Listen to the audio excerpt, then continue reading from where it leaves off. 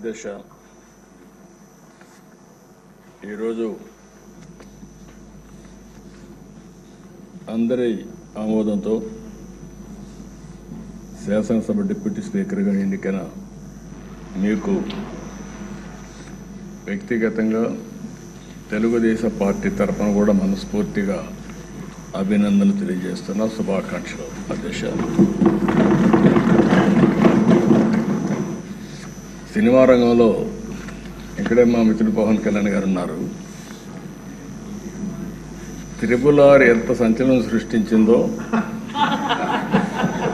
నేటి రాజకీయాల్లో మీ చరిత్ర కూడా అంత సంచలనాన్ని సృష్టించిన దిశ. త్రిపుల్ సినిమాలో నాటు నాటు పాట ఎంత పాపులర్ అయిందో ఈ త్రిపుల్ రచ్చబండ కూడా అదే మరి పాపులర్ అయింది. దానికి ఒక చరిత్ర ఉంది. అలాంటి ఒక్కొక్కసారి జీవితంలో కొన్ని సమస్యలు వస్తాయి. ఆ సమస్యల్ని ధైర్యంగా ఎదుర్కోవడం చాలా ముఖ్యం. తిరిగి ఆ కుర్చీలో కూర్చుంటే నిండుగా కనపడుస్తున్నారు. అందరూ కూడా ఆఫ్గా కొత్త కనపడుస్తారు, కానీ మీరైతే ఆ కుర్చీకి ఒక నిండుత్వాన్ని ఇచ్చారు. పంచకట్టు కూడా తెలుగు బిడ్డ పంచకట్టుతో వచ్చారు. చాలా సంతోషం. మిమ్మల్ని చూసినప్పుడు, ముఖ్యంగా ఈ కొత్త బాధ్యతలో మిమ్మల్ని చూసినప్పుడు చాలా సంతోషం కలుగుతూ ఉంది. మీరు తప్పకుండా మంచిగా రాణించాలని మనస్ఫూర్తిగా ఆకాంక్షిస్తున్నా. ఇక్కడ ఉండే మెంబర్స్కి అందరికి కూడా ఒకసారి ఆలోచిస్తే వారి ప్రస్తావన కూడా మే 14, 1962 విజయవాడలోని కనుమూరు వెంకట సత్య సూర్యనారాయణరాజు గారు, అన్నపూర్ణమ్మ దంపతులు జన్మించారు.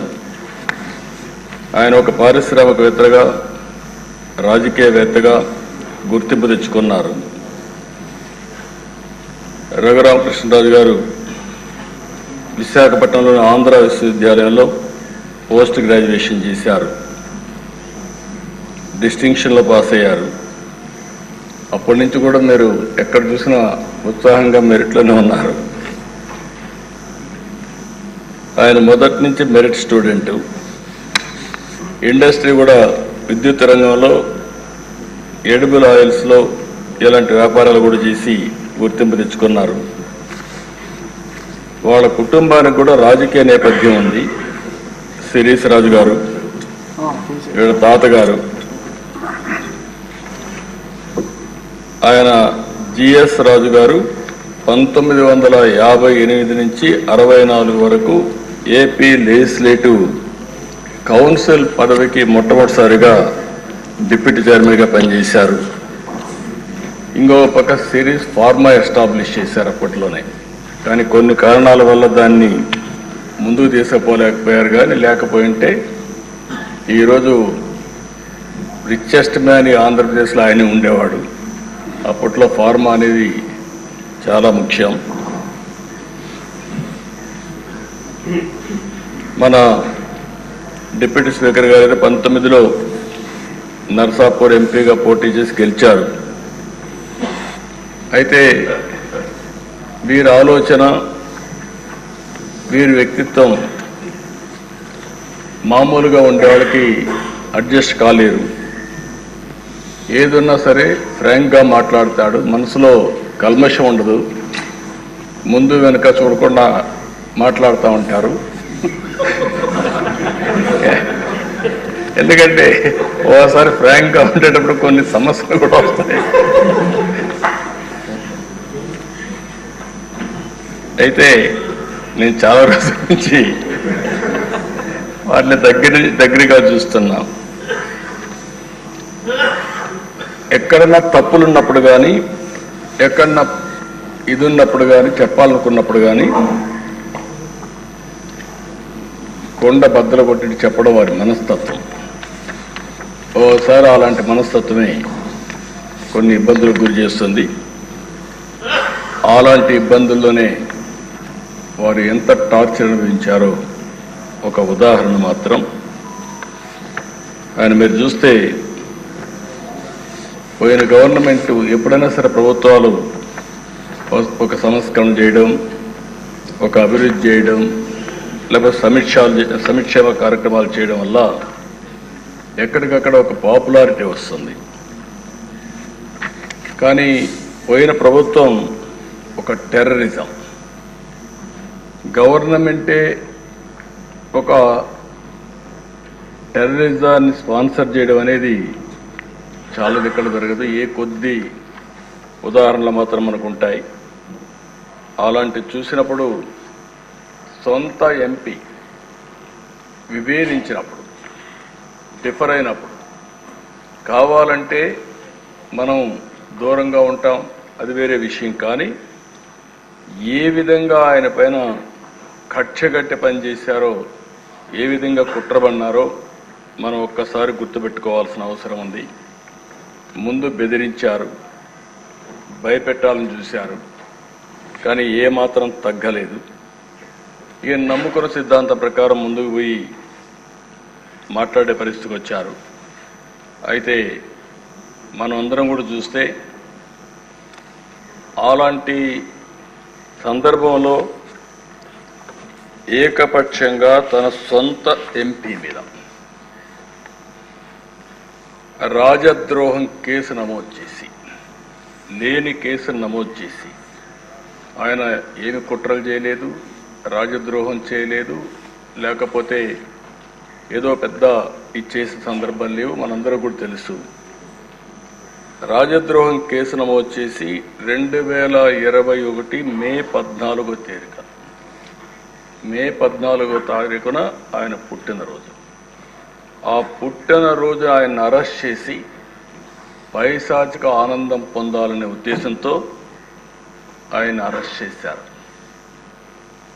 ఆ రోజు మీరు చూస్తే ఒక ఎంపీ పోలీస్ కస్టడీలో టార్చర్ చేయడం దేశంలోనే ఒక పెద్ద సంచలనమైంది.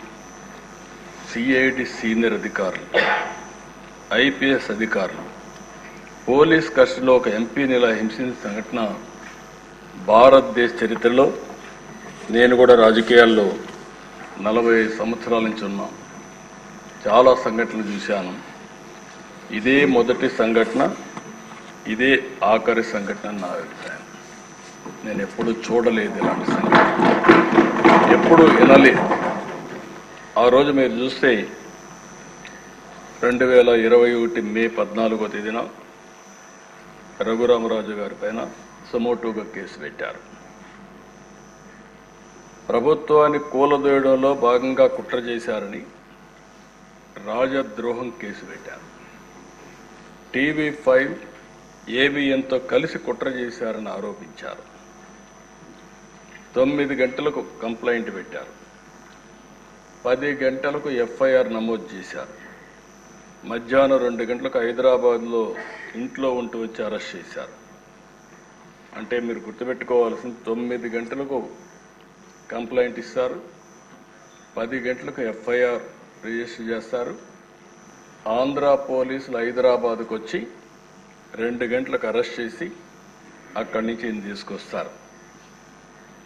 ఆ రోజు శుక్రవారం నేరుగా, మళ్ళా దీనికి శుక్రవారానికి కూడా ఒక సిగ్నిఫికెన్స్ ఉంది. శుక్రవారం అయితే ప్రొక్లైన వచ్చి ఎక్కడికక్కడ కూల్చివేతలు చేస్తారు.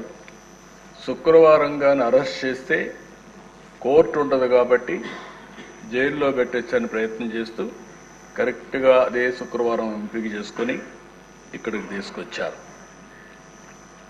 ఇక్కడ చూస్తే గుంటూరు సిఐడి ఆఫీస్ వారు కొన్ని విషయాలు చెప్పారు. తర్వాత బయట వచ్చినాక నేను ఆ రోజు ఒక పార్టీ అధ్యక్షుడిగా రాష్ట్రంలో ఎవరిని అరెస్ట్ చేసినా పార్టీతో సంబంధం లేకపోయినా, రాజకీయాల్లో సంబంధం లేకపోయినా, వాళ్ళు ఎవరిని అరెస్ట్ చేసినప్పుడు సోషల్ యాక్టివిస్టులు అరెస్ట్ చేస్తే కూడా మళ్ళా వాళ్ళని పైకి తీసుకురావడానికి ప్రయత్నం చేసేవాడిని. ఆ పరిస్థితిలోని ఈయన కేసు కూడా నేను నేరుగా పర్యవేక్షిస్తూ ఎప్పటికప్పుడు పార్టీలో మేము మాట్లాడుకుంటూ వస్తున్నాం. ఆ రోజంతా కూడా ఆయన అరెస్ట్ చేసినప్పుడు నుంచి తీసుకువచ్చే దారిలో కానీ ఏమేం జరుగుతుందో ఎప్పటికప్పుడు మానిటర్ చేస్తున్నాం. అదే రోజు రాత్రి 5గురు ముసుగులో వచ్చి ఎంపీ పైన విపరీతంగా, అంటే పోలీస్ కస్టడీలో ఉండేటప్పుడు పోలీసులు వాళ్ళ దగ్గర పెట్టుకున్న రాత్రిలో ఈయన పైన దాడి చేయడం అనేది, పోలీసులు ఇలాంటి తప్పుడు పనులు చేయడంలో ఏ విధంగా మనసు వచ్చిందో నాకైతే అర్థం కాలేదు.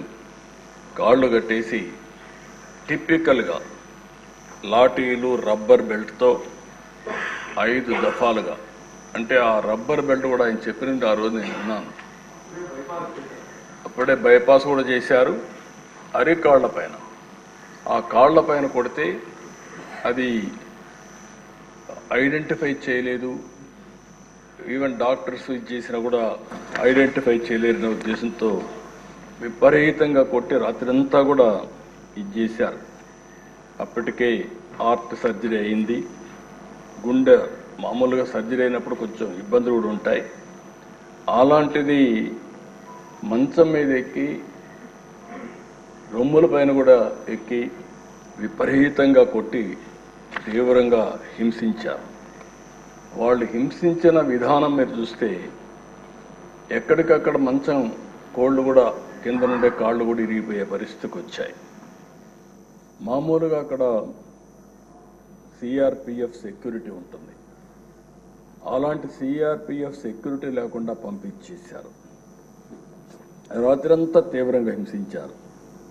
తీవ్రమైన బూతులు తిట్టారు.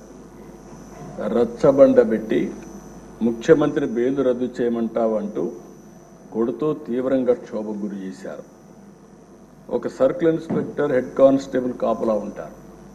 ఇద్దరిని బయట పంపించి అదే సమయంలో ముసుగులు వేసుకుని వాళ్ళు వచ్చి, నేను అడిగాను ఆ రోజు కూడా వారిని అడిగాను, వాళ్ళని గుర్తుపెట్టగలుగుతారా అంటే, గుర్తుపట్టడానికి వాయిస్ చూస్తే ఏమైనా చెప్పగలుగుతానేమో, కానీ ఎక్కడైతే ముసుగు వేసుకొని వచ్చారు, ముసుగు వేసుకొని వచ్చేసి ఇవన్నీ వెళ్ళిపోయారని చెప్పారు. ఆ రోజు రాత్రి అంతా కూడా మేము కూడా జాగారం చేసే పరిస్థితికి వచ్చాం. మొదటి రోజు సాయంత్రం వరకు ఉదయం తీసుకురాలేదు, కోర్టులో ప్రొడ్యూస్ చేయలేదు. ఎందుకు ప్రొడ్యూస్ చేయలేదని మేము వాకప్ చేస్తామంటే, ఇప్పుడు వస్తారు అప్పుడు వస్తారని చెప్పి కాలయాపన చేశారు. సాయంత్రం వరకు డిలే చేశారు. అంటే రాత్రంతా హింసించారు కాబట్టి ఆ దెబ్బలు కొంచెం నొప్పులు తగ్గిన తర్వాత ఐడెంటిఫై చేయకుండా ఈ నడవను కూడా నడవలేని పరిస్థితిలో ఉంటే కొంత సమయం ఇస్తే నడుస్తాడనే ఉద్దేశంతో ఆ రోజు 5 గంటలకు గుంటూరు కోర్టులో హాజరుపరిచారు. అప్పటికే మేము చూస్తున్నాం, టీవీల్లో వస్తూ ఉంటే అవి కూడా వాచ్ చేస్తున్నాం. మనిషి కుంటుకుంటూ నడుస్తున్నాడు. అంటే ఏదో జరిగింది అనేది వాచ్ చేసుకుంటూ ఉన్నాం. అక్కడి నుంచి ఎప్పటికప్పుడు మేము ఏం చేయాలనో లాయర్స్తో వాళ్ళతో మాట్లాడుకుంటూ వచ్చాం. మళ్ళీ వాళ్ళు చెప్పింది, వారే వచ్చి చెప్పింది, కస్టడీలో కొట్టిన విషయం కోర్టులో చెప్తే ఈ రాత్రికి మళ్ళీ మా కస్టడీకి వస్తావు, అక్కడ చంపేస్తామని బెదిరించారు. ఈ విషయాన్ని చూసినప్పుడు ఈ రాష్ట్రంలో కూడా ఇవన్నీ జరుగుతాయా అనే ఆశ్చర్యం కలుగుతుంది. అయితే మేజిస్ట్రేట్ దగ్గరికి వచ్చిన తర్వాత ధైర్యం చేశాడు. ఆ కాళ్ళు చూపించాడు. ఆ కాళ్ళు అవన్నీ కొట్టినట్టుని చూపిస్తే అప్పుడు ఆ మేజిస్ట్రేటు నేరుగా ఇతన్ని ప్రభుత్వ ప్రైవేట్ 2 హాస్పిటల్కి పంపించండి, ఎగ్జామిన్ చేయించండి, ఎగ్జామిన్ చెప్పి చేసిన తర్వాత సర్టిఫికెట్స్ ఇవ్వమని చెప్పి పంపిస్తే వాస్తవాలు తెలుస్తాయనే ఉద్దేశంతో ఆయన్ని ప్రభుత్వ ఆసుపత్రికి మాత్రం తీసుకుపోయి ప్రైవేట్ హాస్పిటల్కి తీసుకుపోకుండా అక్కడ కూడా రిపోర్ట్ని తారుమారు చేపించి బెదిరించి ఆయన రిపోర్ట్ తెప్పించారు. ఆ రిపోర్ట్ వస్తానే 16వ తారీఖున జైలుకు పంపించారు. ఇదే సమయంలో సమాంతరంగా హైకోర్టులో కూడా ఈ కేసు జరుగుతూ ఉంది. అంటే మేజిస్ట్రేట్ కోర్టులో కేసు ఉంది, హైకోర్టులో కేసు ఉంది. హైకోర్టులో కూడా ఏమాత్రం కూడా కోఆపరేట్ చేయకుండా వీళ్ళు ఇచ్చేస్తే మధ్యాహ్నం 12 గంటలకి కోర్టు సమావేశం అయింది. రఘురామకృష్ణరాజు యొక్క రిపోర్ట్ ఇవ్వమని కోర్టు అడిగింది, కానీ వాళ్ళు రిపోర్ట్ ఇవ్వలేదు. మధ్యాహ్నం ఇవ్వాల్సిన రిపోర్టు సాయంత్రం 6 గంటలకు ఇచ్చారు.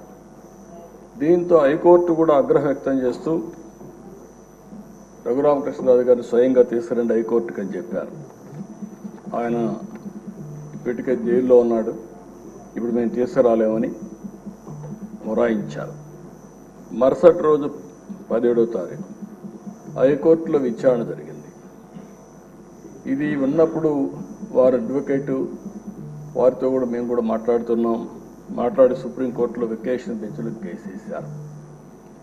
సుప్రీంకోర్టు ఇమ్మీడియట్గా ఈయన్ని హైదరాబాద్లో మిలిటరీ హాస్పిటల్కి, ఇక్కడుండే హాస్పిటల్ పైన నమ్మకం లేక ఇక్కడ హాస్పిటల్లో మళ్ళా తారుమారు చేస్తారు, బెదిరిస్తారు, రిపోర్ట్లు ఇవ్వరనే ఉద్దేశంతో హైదరాబాద్లో మిలిటరీ హాస్పిటల్కి రెఫర్ చేశారు. అప్పుడు కూడా మొరాయించారు. ఏదైతే ఆయన్ని ఇమ్మీడియట్గా తరలించాల్సింది పోయి తరలించకపోతే సుప్రీంకోర్టు చాలా స్పష్టంగా తెలంగాణ హైకోర్టు చీఫ్ జస్టిస్ నియమించిన న్యాయాధికారి సమక్షంలో పరీక్ష నిర్వహించి మంగళవారం నాటికి సుప్రీంకోర్టుకు రిపోర్ట్ ఇమ్మని చెప్పి ఆదేశాలు ఇచ్చారు. అందువల్ల సోమవారం సాయంత్రం 5 గంటలకు ఇక్కడి నుంచి జైల్లో నుంచి తీసుకుపోయి హైదరాబాద్లో సికింద్రాబాద్ మిలిటరీ హాస్పిటల్లో చేర్చారు. అక్కడ కూడా మేము వాచ్ చేస్తున్నాం. అక్కడ కూడా ఆ రోజు ఒక అధికారి పనిచేస్తూ అక్కడికి వెళ్ళి అక్కడ కూడా మ్యానిపులేట్ చేయాలని ప్రయత్నం చేశాడు. అది కూడా మేము పేపర్ ద్వారా మళ్ళీ ఎక్కడికక్కడ లీక్ చేసి ప్రెషర్ పెట్టే ప్రయత్నం చేశాం. సభ్యతగా ఉండదని ఆ వ్యక్తి పేరుని చెప్పడం లేదు, కానీ ఆ వ్యక్తిని తీసుకొచ్చి ఎక్కడికక్కడ ఒక పవిత్రమైన దేవాలయంలో అధికారిగా పెట్టుకొని ఎలాంటి లాబీలు చేయించే పరిస్థితికి వచ్చారు. అంటే ఎంత దుర్మార్గంగా ప్రవర్తించారో అంత దుర్మార్గంగా ప్రయత్నించే పరిస్థితికి వచ్చారు. అయితే అవన్నీ చూసిన తర్వాత నెక్స్ట్ డే 3 రోజుల వరకు ఆయన ట్రీట్మెంట్ ఇచ్చిన తర్వాత సుప్రీంకోర్టు బెయిల్ ఇచ్చే పరిస్థితికి వచ్చింది. ఇది మనం అందరం ఒక్కసారి ఆలోచించినప్పుడు ఇక్కడతో ఆగలేదు కక్ష. నర్సాపూర్ లోక్సభ పరిధిలో పేద అమిరం గ్రామంలో అల్లూరి సీతారామరాజు విగ్రహావిష్కరణ జరిగింది. సాక్షాత్తు ప్రధానమంత్రి గారు ఆ ఫంక్షన్కి వచ్చారు. ఈయన స్థానిక ఎంపీగా ఉండి ఈయన ఇంటికి కూడా పక్కనే 500 మీటర్లు ఉంటుంది విగ్రహావిష్కరణ. అందుకని ఈయన కూడా వెళ్ళాలని చెప్పి ప్రయత్నం చేసి హైదరాబాద్ నుంచి రావడానికి ప్రయత్నం చేశాడు.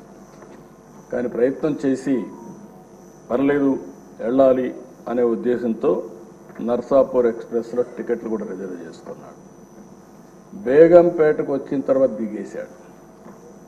దిగి మళ్ళీ అందరికి మెసేజ్ ఇచ్చారు, మాకు కూడా మెసేజ్ వచ్చింది, నేను వెళ్ళడం లేదు, నేను వెళితే ఏదైతే సత్తెనపల్లి ఆ ప్రాంతం పిడుగురాళ్ళ సత్తెనపల్లిలో వాళ్ళు ఒక ప్లాన్ చేశారని తెలిసింది.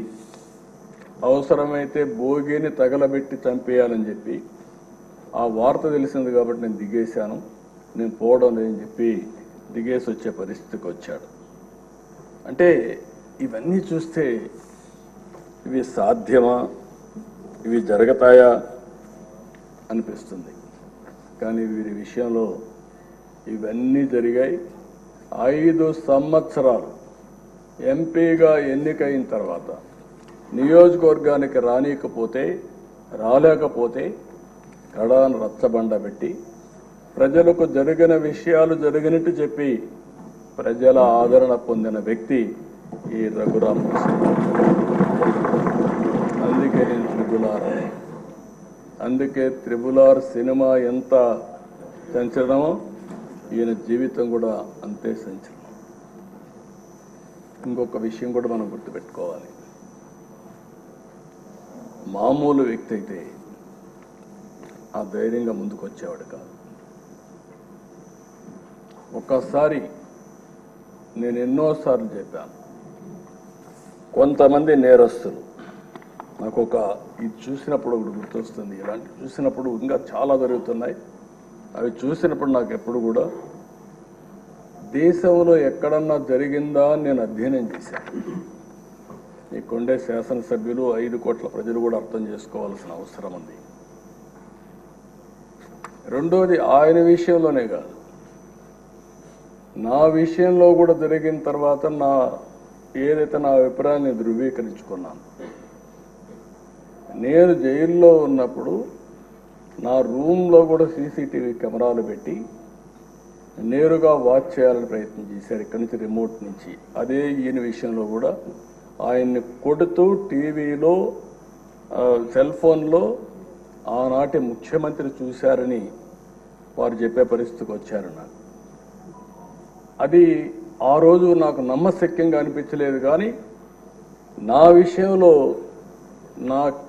ఎక్కడైతే నన్ను జైల్లో పెట్టారో ఆ రూమ్లో కూడా సీసీటీవీ కెమెరా పెట్టి నేను ఏ విధంగా ఉన్నానో వాచ్ చేయడానికి ప్రయత్నం చేశారన్నప్పుడు నాకు నా అభిప్రాయాలు కన్ఫర్మ్ అయినాయి. అది అయిన తర్వాత నేను చాలాసార్లు ఆలోచించాను, ఎక్కడన్నా ఇలాంటి వాళ్ళు ఉన్నారా, ఎక్కడన్నా జరిగిందా ప్రపంచంలో అని అడిగితే ఒకే ఒక వ్యక్తి దొరికాడు. ఆ వ్యక్తి కొలంబియాలో ఎన్నో ఏళ్లకు మునుపు కాదు, 1980-85 ఆ ప్రాంతంలో ఏదైతే పాబ్లో ఎస్కోబార్, అతనికి ఇతనికి కరెక్ట్గా సరిపోతున్నాయి పోలికలు, దాంట్లో ఏం అనుమానం లేదు. అతను కూడా మీరు చూస్తే కొలంబియాలో మారక ద్రవ్యాల ముఠాలకు ఎస్కోబార్ నాయకుడు. అత్యంత ధనికుడుగా, నేరస్తుడుగా, దుర్మార్గుడిగా ఎమర్జ్ అయ్యాడు. దుర్మార్గుడు అంటున్నా నేను. ప్రపంచ మార్కెట్లో 80% కోకైన్ వంటి మారక ద్రవ్యాలని తయారు చేసి సరఫరా చేసి మొత్తం ప్రపంచంలోని డ్రగ్ స్మగ్లర్గా తయారయ్యాడు. మన ఈయన కూడా చూస్తే గంజాయి వచ్చింది, డ్రగ్స్ వచ్చాయి. ఈరోజు నేను హామీ ఇస్తున్నా, ఎట్టి పరిస్థితుల్లో రాబోయే రోజుల్లో ఎవరైనా సరే గంజాయి అమ్మినా, గంజాయి పండించిన ఉక్కు పాదంతో ఈ ప్రభుత్వం అణిచివేస్తాం.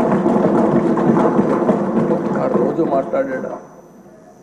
ఒక్కరోజు కనీసం ఆలోచించాడా?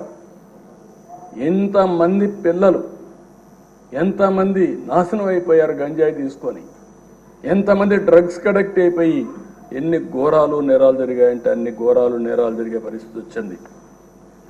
ఆ పాబ్లో ఎస్కోబార్ అయితే 1985లో సుప్రీంకోర్టులో గెరిల్లాతో దాడులు చేయించాడు. 11 మంది న్యాయమూర్తిని చంపేశారు. ఈ ఎంపీని కూడా అదే విధంగా చంపేవారు. కనీసం ఈ దేశంలో ప్రజాస్వామ్యంలో కాస్తో కోస్తో చెక్స్ అండ్ బ్యాలెన్సెస్, కోర్టులు ఇవన్నీ ఉన్నాయి కాబట్టి కొంతవరకన్నా బయటపడ్డాం. కానీ లేకపోతే ఇతన్ని ఎప్పుడో ఎలిమినేట్ చేసే పరిస్థితికి వచ్చారు. సుప్రీంకోర్టులో బుల్డోజర్తో గుర్తించారు.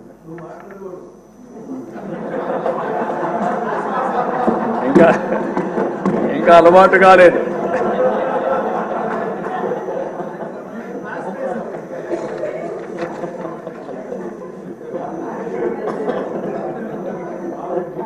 కాబట్టి మీరు అతనికి ఇతనికి చూస్తే ఒక వ్యక్తి అతని మీద మాట్లాడాడని మినిస్టర్ పార్లమెంట్లో మాట్లాడాడని అతను చంపించేశాడు. ఇక్కడ అదే సంఘటనలు జరుగుతున్నాయి. ఎవరైనా సరే మాట్లాడితే, ఎదురు తిరిగితే, లేకుంటే ప్రజాస్వామ్యంలో ఇది తప్పని చెప్పితే ఇంకా వాళ్ళ మీద పడిపోయే పరిస్థితి. శాసిస్తున్నాడు, ఎవ్వరూ మాట్లాడడానికి వీలు లేదని శాసించే పరిస్థితికి వచ్చారు. అలాంటి పరిస్థితిలో ఎదురొడ్డి ఇంకా ఎమోషన్ ఉంది. ఇన్ కోర్స్ ఆఫ్ టైం తగ్గించుకుంటారు. కానీ మళ్ళీ ఈరోజు ఒక పోరాటం చేసి పోరాట యోధుడిగా గెలిచి ఆ కుర్చీలో కూర్చున్న మిమ్మల్ని మరొక్కసారి మనస్ఫూర్తిగా అభినందిస్తున్నాను.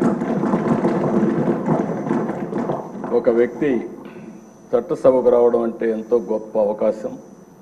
ప్రజాప్రతినిధులుగా చట్టసభలకు వెళ్ళిన వారు ప్రజా సమస్యలపైన పోరాడవలసిన అవసరం ఉంది. గడచిన 5 సంవత్సరాలుగా చూశాం. ఇదే కుర్చీలో అంత మునుపు 14 సంవత్సరాలు కూర్చున్నా అదే అపోజిషన్ కుర్చీలో కూర్చున్నాను. ఆ రోజులు ఇప్పుడు కూడా గుర్తొస్తాయి. ఒక్కరోజు కూడా అసెంబ్లీ సుజావుగా జరగడం కానీ బూతులు లేకుండా అసెంబ్లీ జరిపిన సంఘటనలు లేవు. సరే, అందరి మాదిరిగా నాకు కూడా అవమానాలు జరిగాయి. అవన్నీ నేను ఇప్పుడు పోవడం లేదు. కానీ ఆ రోజు కూడా ఒక మాట చెప్పాను, ఇది గౌరవ సభ కాబట్టి ఈ సభలో నేను ఉండలేను. మళ్ళీ ప్రజాక్షేత్రంలో గెలిచి గౌరవ సభగా చేసిన తర్వాతనే ఆ సభలో అడుగు పెడతానని వచ్చాను. ఈరోజు అందరం కూడా దీన్ని గౌరవ సభగా చేయడం కోసం ప్రజాప్రతినిధులుగా మనందరం ఈ సభ ఔన్నత్యాన్ని, గౌరవాన్ని కాపాడవలసిన బాధ్యత మనందరిపైన ఉంది. ఇక్కడుండే నిన్నటి వరకు మీరు ఏది మాట్లాడిన చలామణి అయింది, కానీ ఇప్పటి నుంచి ఆ కుర్చీలో కూర్చున్న తర్వాత ఆ కుర్చీ గౌరవాన్ని కాపాడుతూ మీ గౌరవాన్ని పెంచే విధంగా మీరు ముందుకు పోవలసిన అవసరం ఉందని చెప్పి కూడా డిప్యూటీ స్పీకర్గా వారిని కోరుతున్నా.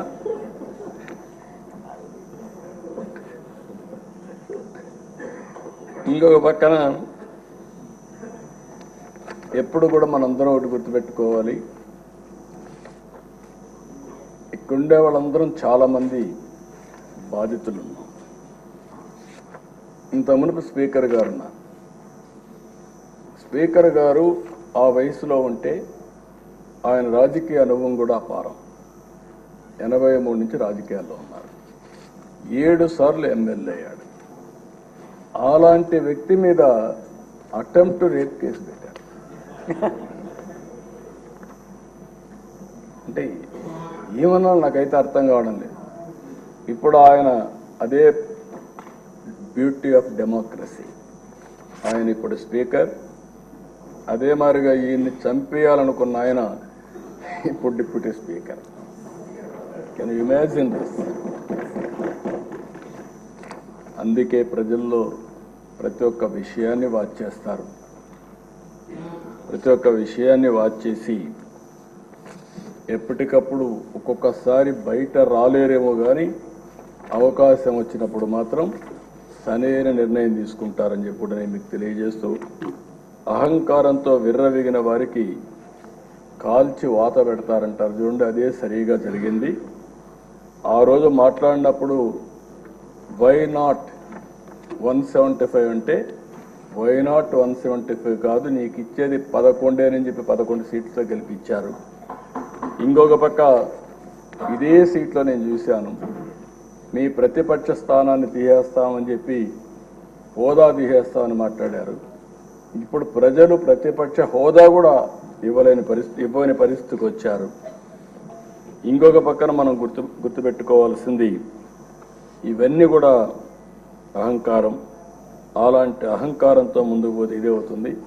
నా చరిత్రలో 2 సార్లే ప్రతిపక్ష హోదా అనేది నాయకులు ఇచ్చేది కాదు, ప్రజలు ఇచ్చేది. అంటే ప్రజలు ఓట్లు వేసినప్పుడు 10% సీట్లు గెలిస్తే ఆ గెలిచిన పార్టీకి ప్రతిపక్ష హోదా వస్తుంది. లేకపోతే మెజారిటీ మనం గెలిస్తే మనం ఇక్కడ అసెంబ్లీకి వస్తాం, మెజారిటీ ఉంటే గవర్నమెంట్ ఫామ్ చేస్తాం. అట్లా కాకుండా ప్రతిపక్ష హోదా కావాలి, ఇవ్వకపోతే నేను అసెంబ్లీకి రానని డిమాండ్ చేసే నాయకుడు నా చరిత్రలో ఎప్పుడు చూడలేదు. 45 స్వతంత్ర భారతదేశంలో ఎవరు అడుగుండరు. అంటే మనం గుర్తుపెట్టుకోవాల్సిన ఒక వ్యక్తి యొక్క వ్యక్తిత్వం, ఆలోచన విధానం, డిమాండ్ చేయడం, డిక్టేట్ చేయడం, శాసించడం, ఇవన్నీ కూడా ప్రజాస్వామ్యంలో ఎప్పుడు కూడా ఉండవు. అలాంటి జరిగే పరిస్థితి వచ్చింది. ఎప్పుడు కూడా ప్రజాస్వామ్యాన్ని మనం గౌరవించాల్సిన అవసరం ఉందని చెప్పి కూడా నేను మీకు తెలియజేస్తున్నా. అయితే ఏదేమైనా ప్రజలు ఒక చైతన్యంతో బాధ్యతతో ఓటేసి కూటమి ప్రభుత్వాన్ని గెలిపించారు. ఇది ప్రజా ప్రభుత్వం, ప్రజలకు జవాబుదారీగా ఉండే ప్రభుత్వం. ప్రజలు మనకిచ్చింది అధికారం, అది కూడా ఒక బాధ్యత. అందుకే తొలి రోజు నుంచి సంక్షేమం, అభివృద్ధి, సుపరిపాలన కోసం మనం నిర్ణయాలు తీసుకుంటున్నాం. 150 రోజుల్లోనే అనేక సంక్షేమ కార్యక్రమాలని, అనేక పాలసీలు తీసుకొచ్చాం. ఈరోజు రాష్ట్రంలో ఫ్రీగా నేను అనుకుంటున్నాను 5 సంవత్సరాల్లో ఇంత స్వేచ్ఛగా అసెంబ్లీ జరిగింది 1924 ఒక్కరోజు కూడా లేదు. ఇప్పుడు ఎవరైనా సరే ప్రతిపక్షం ఉన్నా ఇదే మాదిరిగా ప్రవర్తిస్తాం. అయితే సాంప్రదాయాలు లేకుంటే మనకు వచ్చినటువంటి దీని ప్రకారం రూల్స్ రెగ్యులేషన్స్ పాటిస్తే సుజావుగా అసెంబ్లీ జరిగే అవకాశం వస్తుంది. అదే మరి ఇంకొక పక్కన మనందరి బాధ్యత విధ్వంసమైన రాష్ట్రాన్ని మళ్ళీ నిలబెట్టడానికి మనం నిర్ణయాలు తీసుకోవాల్సిన అవసరం ఉంది. అలాంటి నిర్ణయాలకు ఈ సభ ఒక వేదిక. ఇంకొక పక్క ఒక పబ్లిక్ పాలసీ చరిత్రను మారుస్తుంది. ప్రజలకు మనం ఇచ్చే విధానాలన్నీ ఇక్కడనే చర్చిస్తున్నాం, అవన్నీ రూపకల్పన చేస్తున్నాం. ఆ రూపకల్పన చేసి అవి అమలు చేస్తే ఒక చరిత్రని తిరగరాసే అవకాశం ఉంటుంది. ఈ యొక్క 24-29 శాసనసభ అలాంటి చరిత్ర తిరగరాయడానికి, స్వర్ణ ఆంధ్రప్రదేశ్ చరిత్రని ప్రారంభించడానికి ఈ సభ ఎంతో దోహదం చేస్తుంది. అలాంటి సభలో అధ్యక్షులుగా చింతకాయల అయ్యన్నపాత్రుడు గారు, డిప్యూటీ స్పీకర్గా మీరు ఉండడం మాకెంతో గౌరవం అని చెప్పి కూడా నేను మీకు తెలియజేసుకుంటున్నా. అయితే అధ్యక్ష, నాకు ఒకటి అనిపిస్తుంది, మిమ్మల్ని నాడు రాష్ట్రానికి రానియని వాళ్ళు నేడు మీ ముందు సభలోకి రాలేని, కూర్చోలేని పరిస్థితి వచ్చింది.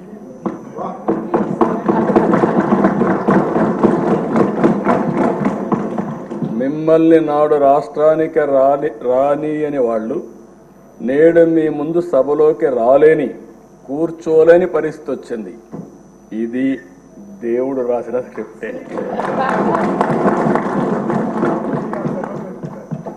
That is the beauty of democracy, that is the miracle. ఆ రోజు ఒక్క క్షణం భగవంతుడు చిన్న చూపు చూసుంటే త్రిపులార్ని ఇక్కడ చూసేవాళ్ళం కాదు. కానీ భగవంతుడు డెస్టినీ గట్టిగా ఉన్నప్పుడు ఏది జరగదు. కానీ అదే సమయంలో ధైర్యంగా నిలబడ్డాడు కాబట్టి, ధైర్యంతో ముందుకు పోయాడు కాబట్టి మళ్ళీ ఇక్కడ రాగలిగాడు. ఏమాత్రం కొద్దిగా కూడా భయపడుంటే భయమే రఘురామకృష్ణరాజు గారు చంపేసేది.